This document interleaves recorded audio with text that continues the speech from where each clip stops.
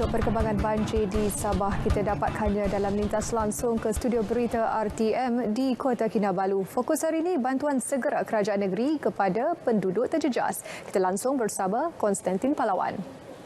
Silakan.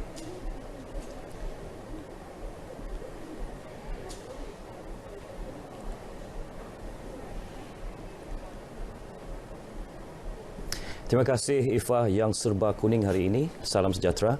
Kita terus saja bersama dengan berita perkembangan banjir. Setakat 4 petang tadi, jumlah penduduk terjejas yang ditempatkan di 41 pusat pemindahan sementara PPS meningkat kepada 6,156 orang melibatkan 1,633 keluarga. Peningkatan itu berikutan pihak Jabatan Perkhidmatan Kebajikan Am JPKA telah mengemas kini data semua PPS yang diaktifkan di daerah Beaufort dan Tenom.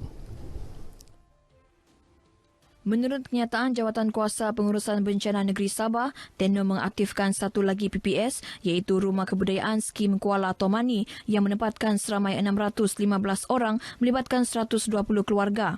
Jumlah penduduk Tenom ditempatkan di 37 PPS meningkat kepada 5,553 orang melibatkan 1,478 keluarga. Sementara di Beaufort, seramai 603 penduduk melibatkan 155 keluarga masih ditempatkan di 4 PPS daerah berkenaan. Sebanyak 75 kampung di Beaufort dan 47 kampung di Tenom terjejas dalam kejadian banjir berkenaan.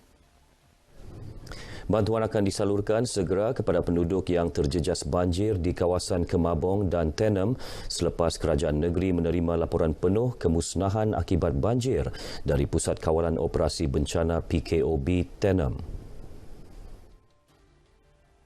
Ketua Menteri Sabah Datuk Seri Panglima Haji G. Nor berkata kerajaan negeri masih menunggu laporan jumlah kerugian akibat banjir di Kemabong dan Tenom. Sekarang ini kita sendiri pun belum mendapat laporan sepenuhnya berapa rumah yang hanyut, berapa yang terlibat dan sebagainya. Dan selepas itu ianya akan dikemukakan kepada pihak kerajaan dan kita akan bantu mereka yang terkesan. Datuk Haji G ditemui media selepas melawat Pusat Pemindahan Sementara PPS Dewan Seri Ontoros di Kemabong Tenom. Dalam lawatan ini, beliau turut mendengar taklimat mengenai situasi banjir di daerah Tenom selain menyampaikan bantuan keperluan harian kepada 155 ketua isi rumah di PPS Dewan Ontoros.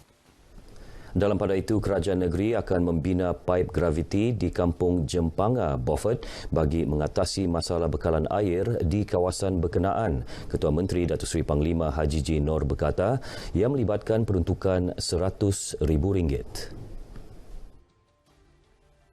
Ini kita minta Jabatan Air untuk melihat perkara ini secara serius kerana putus bekalan bukan saja masa banjir ini tetapi mungkin semasa keadaan biasa. Datuk Haji G bercakap kepada pemberita selepas melawat penduduk terjejas banjir di Pusat Pemindahan Sementara PPS Dewan DSP Dunvanir Beaufort. Dalam masa sama, beliau turut meluluskan pembinaan sebuah lagi PPS bagi menempatkan penduduk terjejas banjir di Batu 60 dan Batu 65 Beaufort. Terdahulu, Datuk Haji G turut menyampaikan bantuan RM500 kepada penduduk yang terjejas banjir selain memberi jaminan akan menambah bekalan bantuan bakul makanan kepada mereka yang terjejas.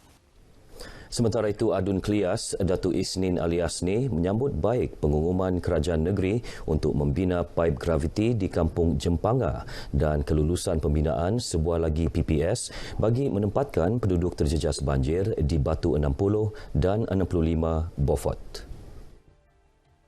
Jelas Datuk Isnin langkah itu amat bertepatan kerana Dewan Sedia Ada tidak dapat menampung jumlah penduduk yang ramai setiap kali banjir melanda daerah Beaufort.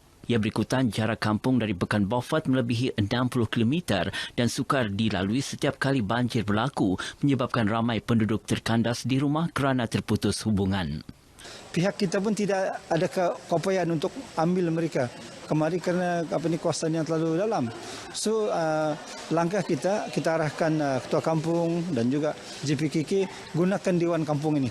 Inilah salah satu dewan Batu 65 ini untuk tinggal beberapa keluarga yang terjejas. Datuk Isnin ditemui pemberita RTM selepas meninjau dan menyalurkan bantuan kepada penduduk Batu 65 Beaufort.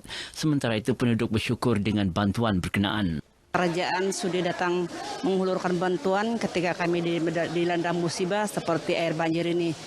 Dan saya percaya bahwa sumbangan ini adalah sangat membantu kepada semua penduduk yang terjejas daripada bencana banjir. Kami begitu bersyukurlah sebab mendapat mempunyai wakil rakyat yang senantiasa prihatin permasalahan rakyat, khususnya di pedalaman. Dalam pada itu, penduduk terjejas banjir di Beaufort turut mendapat bantuan sebanyak 200 kotak air mineral daripada Kelab Pacuan 4 Roda Tropa Invenda D-Max TID Penampang. Ketika ditemui RTM, Presidennya Hilary Francis berkata, kelab itu bekerjasama mengutip dana dalam kalangan 60 ahlinya untuk menyumbangkan bekalan air mineral berikutan keperluan air yang mendesak di kawasan terjejas banjir. Semua memang bekerjasamalah bersatu hati jika ada sesuatu keperluan yang kami announce di WhatsApp group, semua mendapat sambutan yang baik. Pejabat Kesihatan Kawasan Beaufort melaksanakan program imunisasi COVID-19 kepada penduduk terjejas banjir yang ditempatkan di Pusat Pemindahan Sementara PPS Dewan DSP Muhammad Dun Banir Beaufort. Sebanyak 200 dos vaksin disediakan untuk diberikan kepada penduduk terjejas banjir berumur 18 tahun ke atas. Pakar Perubatan Kesihatan Awam Pejabat Kesihatan Kawasan Beaufort Dr. Natasha Abdul Rahim berkata, pemberian suntikan vaksin berdasarkan pendaftaran menerusi aplikasi MySejahtera dan secara manual. Sejurus selesai, program sama akan diteruskan ke PPS Residen dan Selangor serta PPS Dewan Kebudayaan dan Kesenian Bisaya. Pemberian vaksin pada hari ini adalah untuk mengelakkan penularan penyakit COVID lah di kalangan mangsa-mangsa banjir yang sedang ditempatkan di penempatan sementara banjir lah. Dr. Natasha bercakap kepada pemberita RTM di Beaufort. Program imunisasi COVID-19 yang bermula pukul 8 pagi dikendali 22 kakitan kesihatan dari Pejabat Kesihatan Daerah Beaufort. Dan akhir sekali, Amanah Ikhtiar Malaysia AIM menangguhkan pembayaran pinjaman sahabat AIM yang terjejas pandemik COVID-19 serta terjejas banjir. Perkara itu dinyatakan pengurusi Lembaga Pemegang AIM, Datuk Seri Panglima Lajim Okin. Menurut Datuk Lajim, penangguhan pembayaran pinjaman kepada ahlinya yang terjejas banjir diaktifkan sejak banjir berlaku di daerah terlibat. AIM ni dia tiap-tiap minggu ada perjumpaan dengan semua peserta-peserta AIM. Pegawai kita pun tentunya tidak akan dapat turun ke lapangan untuk mengadakan perjumpaan. Tapi oleh kerana keadaan begini, pandemik COVID pun telah juga melonjak. Jadi kita terpaksa mengambil keputusan untuk menangguhkan bayaran. Datuk Lajim ditemui pemberita di Beaufort selepas menyampaikan hampir 1,000 bakul makanan sumbangan AIM kepada penduduk yang terjejas teruk akibat banjir di kawasan Lumadan. Sementara itu, penduduk terjejas banjir di 9 kampung kawasan Lumadan turut menerima lebih 1,000 bantuan keperluan sumbangan kerajaan, agensi-agensi awam dan swasta serta badan bukan kerajaan yang disampaikan Adun Lumadan Roslan Muharram.